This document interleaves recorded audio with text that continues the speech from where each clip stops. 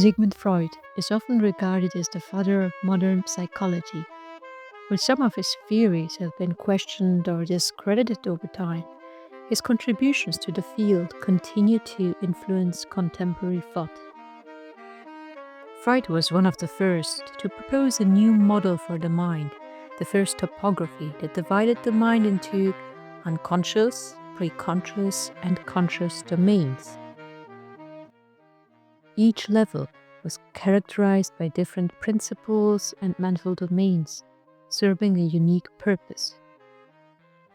Freud's discoveries offered a completely new insight into the human psyche. His concepts of the unconscious suggested that nothing comes out of the blue. There are no accidents or coincidences. Even seemingly random ideas, feelings, wishes, impulses, or actions have unconscious meanings. Anyone who has had a Freudian slip knows how it feels when we say or do something unintentionally. It often reveals what's going on in the subconscious. While a conscious mind might not fully understand these actions, they can usually be linked to deeper unconscious thoughts.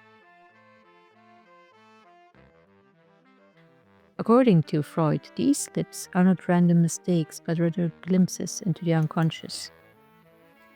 Such instances can represent something you genuinely want to express but feel unable to articulate, or unrecognized feelings, desires, or emotions that have not yet been entered to the realm of the conscious mind. The concept of Freudian slips highlight the importance of our own personal black box, which holds many secrets we may never fully understand in a single lifetime.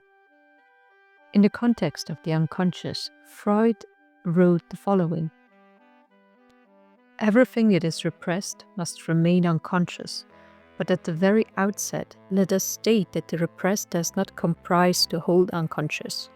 The unconscious has the greater compass. The repressed is a part of the unconscious." How are we to arrive at a knowledge of the unconscious? It is, of course, only as something conscious that we know anything of it, after it has undergone transformation or translation into something conscious.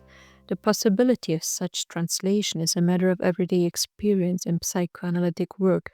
In order to achieve this, it is necessary that the person analyzed should overcome certain resistance, the very same as those which at some earlier time placed the material in question under repression by rejecting it from consciousness. Only a fraction of the unconscious mind is embraced by the consciousness at any given moment. The majority of the unconscious mind remains in a state of latency. In other words, the conscious mind cannot fully apprehend the unconscious. When we consider all our memories, it becomes much more clearer why the conscious mind struggles to grasp the depth of the unconscious. Interestingly, the unconscious mind constantly communicates with the conscious mind, primarily through dreams. Dreams play an important role in our understanding of the human mind. Although many of us have been trained to ignore our dreams, they are essential when it comes to understanding the unconscious. Until the 19th century, dreams were the province of writers and poets.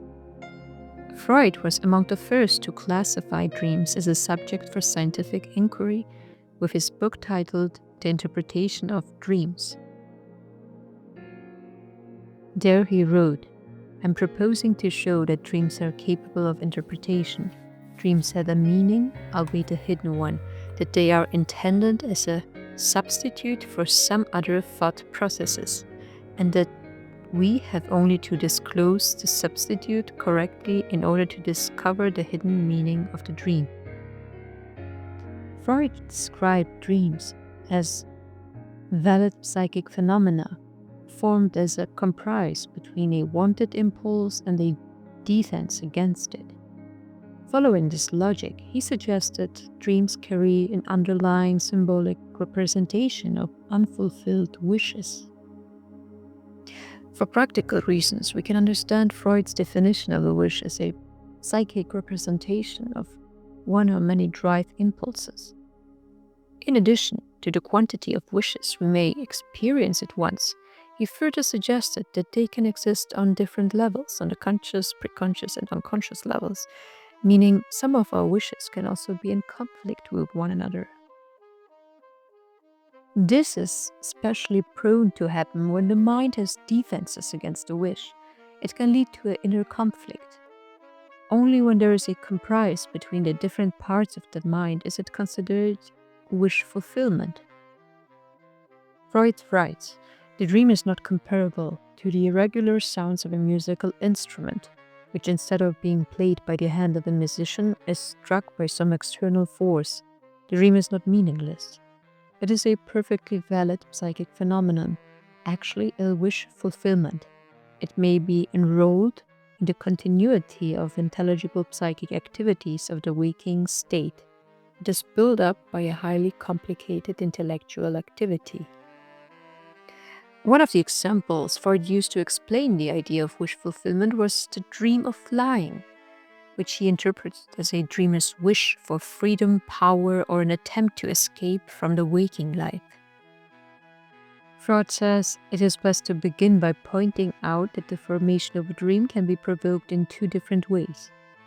Either a drive impulse, which is ordinarily suppressed, that is an unconscious wish, finds enough strength during sleep to make itself felt by the ego, or an urge left over from waking life finds reinforcement during sleep from an unconscious element.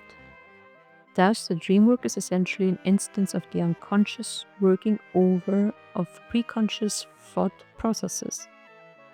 This is another interesting aspect of Freud's theories, where he claims that desires can arise from different levels of the mind. While driven impulses originate in the unconscious mind, a wish is the ego's interpretation of an original drive impulse.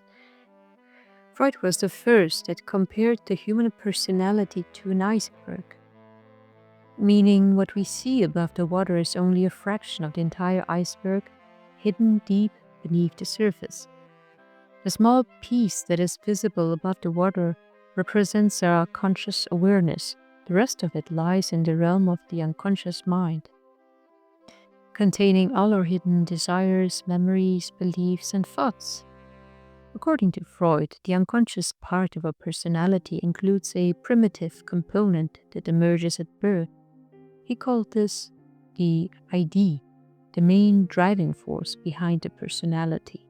It contains all the life and death instincts that compel behavior and also shape our dreams.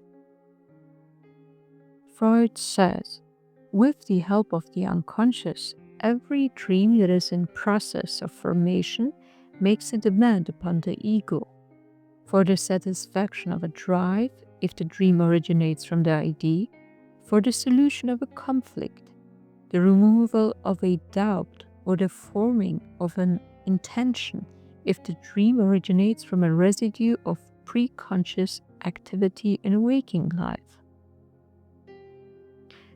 The sleeping ego, however, is focused on the wish to maintain sleep. It feels this demand as a disturbance and seeks to get rid of the disturbance. The ego succeeds in doing this by what appears to be an act of compliance. It meets the demand with what is, in the circumstances, a harmless fulfillment of a wish and so gets rid of it. This replacement of the demand by the fulfillment of a wish remains the essential function of the dream work.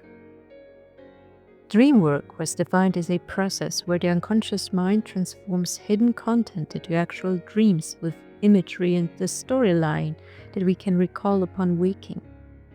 As Freud explained, at the bottom, dreams are nothing other than a particular form of thinking. It is the dream work which creates that form. The task of dream interpretation is to unravel what the dream work has woven.